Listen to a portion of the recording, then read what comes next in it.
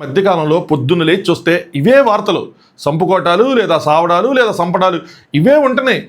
మనకేమైనా ఈ హత్యలు ఇవన్నీ కొత్త, మన రోజు చూసేదే కదా పేపర్లు అంటే రైటే. అవి ఏంటివి? ఈ దొంగతనాలు, దోపిడీలు, హత్యలు, ఈ కిరాయి హంతకులు చేసేవి, రౌడీలు చేసేవి అవి. కానీ నేను మాట్లాడేది ఏంటంటే స్పెసిఫిక్గా భార్యను భర్తలు చంపడాలు, భర్తని భార్యలు చంపడాలు, ఇల్లీగల్ రిలేషన్షిప్ వల్ల చంపడాలు, లేదా ప్రేమ వల్ల చంపడాలు, ప్రేమికులు చంపుకోవటాలు, లేదా వాళ్ళు చచ్చిపోవటం, ఇవి ఈ మధ్యకాలంలో మరీ ఎక్కువైపోయినాయి. అసలు నాకు అర్థం కావట్లేదు ఏంటి దీనికి కారణం ఏంటి? జనాలు ఇంత ఇన్సెన్సిటివ్గా ఎలా ఉంటారు అంటే, ఇప్పుడు మనకి చిన్న దెబ్బ తగిలితేనే విలువలాడిపోతాం. ఎవరికో ఏదైనా అయితేనే చూసి అరే ఆ అమ్మాయికి అలా జరగకుండా ఉండాల్సింది, ఈ అబ్బాయికి అలా జరగకుండా ఉండాల్సింది అని చెప్పి మనం చాలాసేపు బాధపడతాం. కొన్ని అవర్స్ ఫీల్ అవుతూ ఉంటాం, అది మన మైండ్స్లో రన్ అవుతూ ఉంటాయి.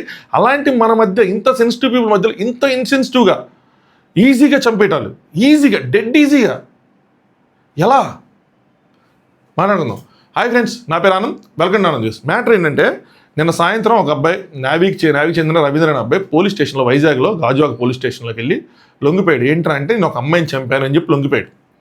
పోలీసులు ఆ ఇంటికి వెళ్ళి, అది తన రెంట్కుంటున్న ఇల్లు, ఆ ఇంటికి వెళ్ళి ఆ ఇల్లు ఓపెన్ చేస్తే బాడీ ముక్కలుగా ఉన్నాయి. కొన్ని ముక్కలేమో ఫ్రిడ్జ్లో ఉన్నాయి, కొన్ని ఏమో గోను సంచిలో కట్టాడు. తలా కాళ్ళు లేవు, అవి ఎక్కడో కాల్చేశాడంట. ఇది వింటే భయమే. ఇట్లా అంటే చంపటం ఒక ఎత్తు, ఇది చేయటం ఒక ఎత్తు. ఏంటి దీని వెనకాల అంత దారుణంగా చేయాల్సిన నెసిటీ ఏంటి అని దీని వెనకాల స్టోరీ చూస్తే, ఇప్పుడు ఏదైతే ఇంట్లో జరిగిందో ఆ ఇంటికి రవీంద్ర అనే వ్యక్తి 1 year బ్యాక్ ఎగ్జాక్ట్గా March 29th రెంట్కి వచ్చాడంట విత్ వైఫ్. వచ్చిన తర్వాత ఆ అపార్ట్మెంట్ వాళ్ళు, చుట్టుపక్కల వాళ్ళు చెప్తుంది ఏంటంటే 10 daysకే ఆవిడ ప్రెగ్నెంట్ అని చెప్పి వాళ్ళు పుట్టింటికి వెళ్ళిపోయారు. అప్పటి నుంచి అపార్ట్మెంట్ వాళ్ళు ఎవరు చూడాల. దాంతోపాటు ఈ అబ్బాయి అప్పుడప్పుడు ఆ అపార్ట్మెంట్ ఫంక్షన్సే ఉంటాయి కదా, గణేష్ చతుర్థి అని చెప్పి వాటికి చందాలు ఇస్తా, వాటికి డొనేషన్ చేస్తా, వచ్చి అక్కడ కూర్చోటాలు అవి చేస్తూ ఉండేది చెప్తే అందరితో అంత మింగిలైంది ఏం లేదు. ఇది ఒక స్టోరీ. నెక్స్ట్, ఎవరైతే ఇతను చంపాడో ఆ అమ్మాయి పేరు ఏంటంటే మౌనిక. పంజాబ్ నేషనల్ బ్యాంక్లో ఎంప్లాయీగా పనిచేస్తున్నారు, మంచి గవర్నమెంట్ జాబే. అయితే ఈ అమ్మాయికి ఆ అబ్బాయికి కొన్ని సంవత్సరాల క్రితం 3 years అని చెప్పి ఒక న్యూస్ ఛానల్ చెప్పారు. 3 years బ్యాక్ పరిచయం ఎలా రా అంటే ఒక డేటింగ్ యాప్లో పరిచయం అయిన తర్వాత ఇన్ని సంవత్సరాలకి ఇప్పుడు ఆ అమ్మాయి ఇంట్లోకి వచ్చిన తర్వాత వాడు చేసిన ఘాతకం ఇది. దీని మీద డిఫరెంట్ పీపుల్ డిఫరెంట్గా, అంటే ఈ కామెంట్స్ ఎన్ని చోట్ల, న్యూస్లు ఎన్ని చూస్తుంటే వీడు చంపటం ఒక ఎత్తు అయితే అవన్నీ చూస్తే ఇంకా బాధగా ఉంది.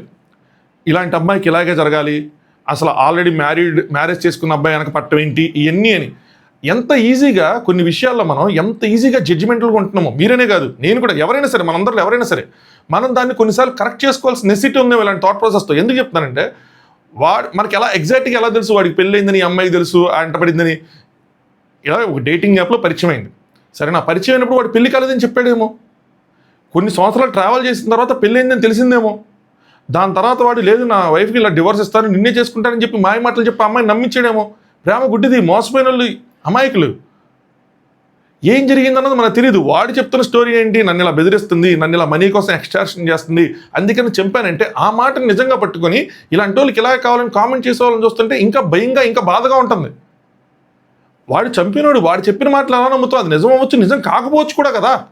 చంపినోడు 100 చెప్తాడు, నన్ను ఇలా మనీ కోసం బ్లాక్మెయిల్ చేస్తుంది, అందుకని చంపేస్తానంటే ఇది శనికావేశంలో జరిగిన హత్యలా కనిపించట్లా. అంత ముక్కలు అంటే పొడి చేసి వెళ్ళిపోవటం వేరే విషయం, ముక్కలుగా నరికి అంత ఉండాలి కదా. అంత కత్తులు ఇవన్నీ ఎంత ఈజీగా ఎలా చేయగలుగుతాడు?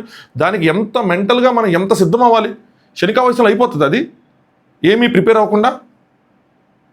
నేను కూడా ఇప్పుడు ఐఎమ్ ఆల్సో బికమింగ్, నేను కూడా జడ్జ్ చేస్తున్నాను చూస్తుంటే. మన పని కాదు ఇది. ఇది పోలీసులు ఉన్నారు, లాయర్స్ ఉన్నారు, కోర్టులు ఉన్నాయి, వాళ్ళు తేల్చాల్సిన విషయం ఎగ్జాక్ట్గా ఏం జరిగింది ఏంటి అని చెప్పి. కానీ ఇక్కడ ఎవరికి అన్యాయం జరగకూడదు అన్న పాయింట్ ఆఫ్ వ్యూ మనకు ఉండాలి. మీరు చూస్తే ఇందులో 3 అమ్మాయిలు బలైపోయారు మామ. వాడు చేసిన పనికి, వాడు చేసిన తప్పుకి. వాడితే తప్పు ఉంది, అమ్మాయి తప్పు ఉంది, ఇంకోటి తప్పు ఉందని పక్కన పెడితే వాడు చేసిన ఈ ఘనకార్యానికి 3 బలైపోయారు. ఒకటి అమ్మాయి చనిపోయిందా, 2 వాళ్ళ వైఫ్ అన్యాయం అయిపోయినట్టేనా, ఇప్పుడు వాడికి పుట్టిందో పాప ఉంది, ఆ పాప కూడా అన్యాయం అయిపోయినట్టేనా. 3 వాళ్ళ లైఫ్ ఎలాగో స్పాయిల్ అయిపోద్ది. ఇప్పుడు మిగతా వాళ్ళు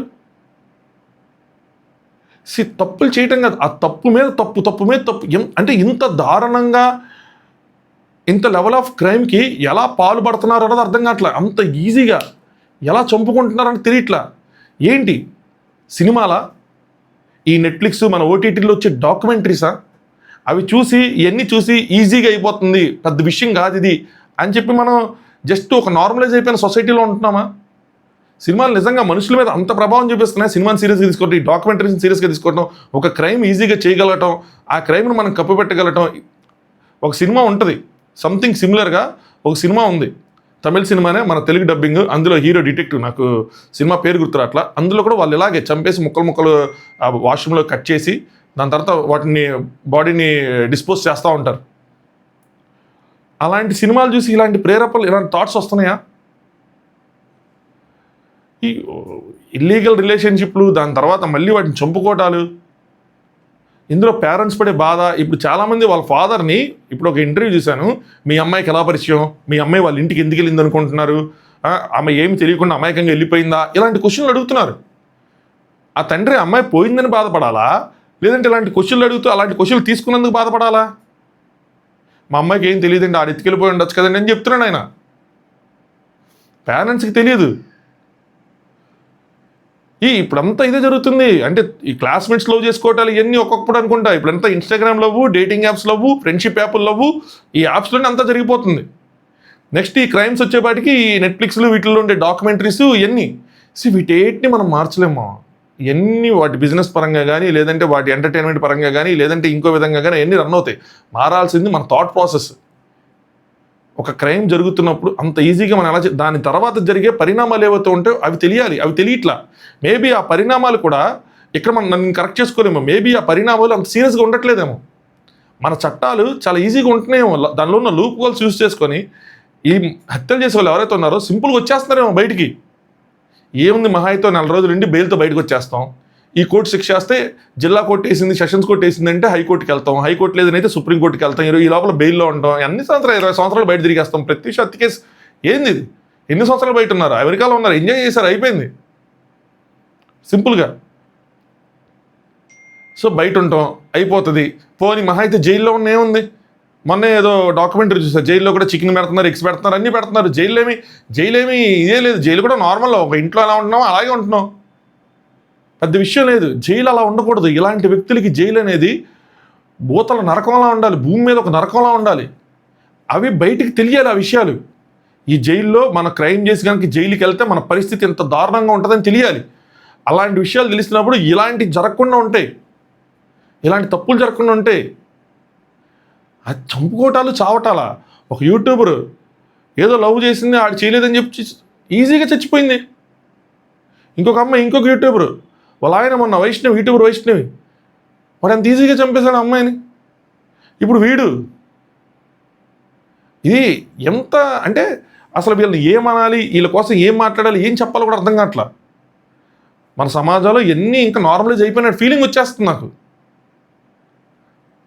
వాటికి సరిపడా శిక్ష లేకపోవటం వల్ల, లేదంటే అదే భయమే క్రియేట్ అవ్వాలి, ఇంకేం లేదు. దీని పాయింట్ ఏదైతే ఉందో, ఈ డేటింగ్ యాప్స్, ఈ ఇన్స్టాగ్రాము, లేదంటే ఈ సినిమాలు, ఏమి మనం ఆపలేం. వీటి వల్ల జరిగే పరిచయాలు జరుగుతూనే ఉంటాయి. కానీ క్రైమ్ చేసే ముందు ఒక భయం కలగాలంటే మన చట్టాలు చాలా స్ట్రాంగ్గా ఉండాలి, మన శిక్షలు చాలా స్ట్రాంగ్గా ఉండాలి. ఆ శిక్ష అనుభవిస్తున్న వాళ్ళ పరిస్థితులు, వాళ్ళు ఎంత దారుణమైన పరిస్థితులు ఉన్నారో అలాంటి విషయాలు బయటకు రావాలి. ఒకవేళ జరుగుతుంటే, జరగట్లేదేమో అనిపిస్తుంది ఎన్ని చూస్తుంటే. ఏ తప్పు చేసినా బయటకు తీసుకొచ్చే లాయర్లు ఉన్నారు. ఏ తప్పు చేసినా తప్పించుకునే చట్టంలో లూప్ హోల్స్ ఉన్నాయి. అవి కవర్ అవ్వాలి. అంటిల్ అన్లెస్ అది జరిగే వరకు మాత్రం ఇవన్నీ జరుగుతూనే ఉంటాయి. వీటిని ఎవ్వడూ ఆపలేడు. మనమేమి చేయలేని పరిస్థితిలో ఉంటున్నాం. ముక్కలు చేయటం ఏంటి, ఫ్రిడ్జ్లో పెట్టడం ఏంటి, తీసుకెళ్ళి తలా ఎన్ని కాల్ చేయటం ఏంటి. ఇంతకీ ఏంటంటే వాళ్ళ ఫ్రెండ్కి ఫోన్ చేస్తే లేదు కాన్సిక్వెన్సెస్ ఇదిగా ఉంటాయంటే లొంగిపోయాడు. నాకు ఇందులో కూడా ఏదో చట్టంలో లూపుల్స్ కనిపిస్తున్నాయి. ఇప్పుడు తల దొరకకపోతే, ఐ డోంట్ నో ఎగ్జాక్ట్గా చట్టాలు ఏం చెప్తే ఏంటని చెప్పి, తల దొరకకపోతే ఏంటిది ఫైనలైజ్ చేయగలరా లేదా, దానికి అంటే లొంగిపోయాడు కాబట్టి దానివల్ల శిక్ష తక్కువ పడిద్దా లేదా ఏంటో. వాళ్ళ ఫ్రెండ్ చెప్పాడని లొంగిపోయాడా, నిజంగానే ఏమైనా న్యావీ తెలివితేటలు ఏమైనా అంటే ఆ చట్టాల గురించి కొంచెం తెలుసు కాబట్టి వాళ్ళు ఏమైనా కాపాడతారా ఏంటన్నో తెలియదు. బట్ నిజంగా మాత్రం అన్యాయమా. అమ్మాయి తప్పు చేసిందా లేదా అని పక్కన పెడితే జరిగింది మాత్రం అన్యాయమే. ఏదైనా సరే దీనికి నిజంగా అమ్మాయి డబ్బులు ఎక్స్ట్రాస్ నేను చేసి మీ ఆవిడకి చెప్పేస్తాను అది అని చెప్పి బెదిరించి చేసింది అనుకోండి, రే చంపటంగా నేను వెళ్ళి వాళ్ళ ఆవిడకి జరిగింది నా తప్పు అయిపోయిందని చెప్పి అమ్మాయి క్షమించకపోయినా అట్లీస్ట్ అందరూ బతికుంటారు కదా. జైలుకి వెళ్ళాల్సిన నెసిటీ ఉంటుంది కదా. ఇప్పుడు ఆవిడకి చెప్తే ఆవిడేదో అనిద్ది అన్న భయంతో ఈవిడ చంపటమా? ఇప్పుడు అది ఎక్కువ భయమా, ఇది ఎక్కువ భయమా?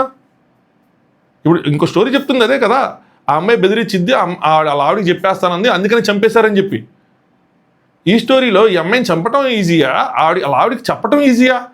ఏంటి విషయం అని చెప్పి చెప్పడమే కదా ఈజీ. ఆవిడ కొట్టిద్దో తిట్టిద్దో ఆవిడ విడిపోతుందో ఆవిడ ఇష్టం అది. కానీ స్టిల్ ఇక్కడ అందరూ బతికే ఉంటారు కదా ఈ కేసులో. ఆవిడ కోర్టుకి వెళ్ళటం, కోర్టు ద్వారా వాడికి శిక్ష ఇచ్చటం, లేదంటే విడాకులు భరణం, ఏదో సంథింగ్ బెటర్ దాన్ దిస్ కదా. ఇప్పుడు ఆవిడకి ఏంటి మీ ఆయన ఇట్లా చేసాడు, మీ ఆయన ఇట్లా చేసాడు, దానికన్నా దారుణమైన పరిస్థితిలో పెట్టేశారు. రేపు ఆ పాప పెద్ద అయిన తర్వాత మీ నాన్న ఏంటి, ఏంటి ఎంత మెంటల్ టార్చర్ ఉంటుంది వాళ్ళకి. ఇప్పుడు ఈవిడే ఉండేది, తర్వాత ఈవిడ ఒకవేళ నిజంగా అలా జరిగి ఉంటే తన తప్పుతాలు తీసుకొని తన లైఫ్ తను వేరే చేసుకునేది. కోర్ట్స్ ఉన్నాయి, పోలీస్ స్టేషన్లు ఉన్నాయి, ఇలా మనీ ఎక్స్టార్షన్ చేస్తున్నారు అది ఇది అంటే. ఇంతకుముందు కూడా ఇన్స్టాగ్రామ్లో ఒక ఆవిడ ఇట్లాగే డిఫరెంట్ పీపుల్ పరిచయం చేసుకొని ఇంటికి తీసుకొచ్చి వాళ్ళని బ్లాక్మెయిల్ చేసి డబ్బులు తీసుకుంటే వాళ్ళని అరెస్ట్ చేశారు. వెళ్ళి అది చెప్పచ్చు, స్టేషన్లో కంప్లైంట్ చేయొచ్చు. చంపడానికి ఉన్న ధైర్యం కంప్లైంట్ చేయడానికి లేదా? ఇవన్నీ కథలే. నిజం చెప్తున్నా, నాకు అనిపిస్తుంది ఎన్ని కథలే. మనం లాజికల్గా మాట్లాడితే అగైన్ జడ్జిమెంటల్గా అవుతున్నది, ఎన్ని కథలే. ఇది పోలీసులు మనకు చెప్పాలి ఎగ్జాక్ట్గా ఏం జరిగిందని. వాళ్ళు తేల్చేదాకా మనం ఏం చెప్పలేము. కాకపోతే అగైన్ వాళ్ళకున్న పలుకుబళ్ళు, ఈ చట్టంలో లూప్ హోల్స్, ఎవరికి న్యాయం జరిగిద్దో ఎవరికి అన్యాయం జరిగిద్దో తెలియదు. సింపుల్ థింగ్ ఏంటంటే ఒకటి మనం జాగ్రత్తగా ఉండటం. అబ్బాయిలు కానీ అమ్మాయిలు కానీ ఎవరైనా సరే, అమ్మాయిల మీదే దౌర్జన్యాలు జరుగుతున్నాయి కాదు, అబ్బాయిల మీద కూడా దౌర్జన్యాలు జరుగుతున్నాయి. మొగుళ్ళని చంపేసి డ్రమ్ముల్లో పూడ్చిని ఎన్ని చూడలేదు. సో అబ్బాయిలకి అన్యాయం జరుగుతుంది, అమ్మాయిలకి అన్యాయాలు జరుగుతుంది. కాబట్టి మనం జాగ్రత్తగా ఉండటం ఒక్కటే ఇక్కడ మెయిన్ విషయం అంతే. మనం ఎంతవరకు జాగ్రత్తగా ఉంటే మనం అంతవరకు సేఫ్గా ఉంటాం. మనం జాగ్రత్తగా రాకపోతే ఇలాంటి దాంట్లో మనం ఎప్పుడు చెప్పలేని పరిస్థితి. సో జాగ్రత్తగా ఉండండి. తల్లిదండ్రులు మీ పిల్లల్ని కనిపెట్టుకొని ఉండండి. ఏం చేస్తున్నారు ఏంటి అని చెప్పి వాళ్ళకి ఎప్పటికప్పుడు ఇలా జరుగుతున్నాయి, సమాజంలో ఇలాంటి సిచ్యువేషన్స్ ఉన్నాయి, ఎవరిని నమ్మటానికి లేదు. నిన్నటి వరకు అన్యోన్యంగా ఉన్న భార్యాభర్తలు, బాగా వీడియోలు పెట్టిన భార్యాభర్తలు తర్వాత చూస్తే చంపుకోటాలు. ఇప్పుడు చూడు, అబ్బాయి మంచోడు అనుకున్న నేవీ ఆఫీసర్ అంటే, నేవీ వాళ్ళు అంటే ఎలా ఉంటారు, ఎంత డిసిప్లిన్తో ఉంటారు. చూడు ఎలా చేశారు. ఇలాంటి పిల్లలకి చెప్పాలి, వాళ్ళ దగ్గర కూర్చోబెట్టుకుని ఎడ్యుకేట్ చేయాలి. ఇలాంటి విషయాలు మనం ఏం మాట్లాడతాం పిల్లలతో అనుకోవద్దు. చెప్పండి వాళ్ళకి రియల్ సొసైటీ ఇదే, అర్థం ఇదే. చూపించండి, నేర్పించండి, తెలియజేయండి. అలాగే ప్రొటెక్ట్ చేసుకోగలం. అంతకు మించి ఇంక వేరే ఆప్షన్ లేదు. ఇటు సైడ్ ఈ యాప్స్ అన్నింటినీ బ్యాన్ చేయండి అని మనం పోరాడినా ఏమీ అవ్వదు. ఇటు సైడ్ చట్టాలను టైట్ చేయండి అన్నా కూడా ఏమీ అవ్వదు. మధ్యలో మనమే బలైపోతాయి end of the day. So మనం ప్రొటెక్ట్ చేసుకోవాలి తప్పితే ఇంకెవరు మనల్ని కాపాడలేరు. అంతే. మీ ఒపీనియన్స్ని ఖచ్చితంగా కామెంట్ చేయండి ఇష్యూ మీద ఏంటి అన్నది. Thanks for watching. ఆనంద్.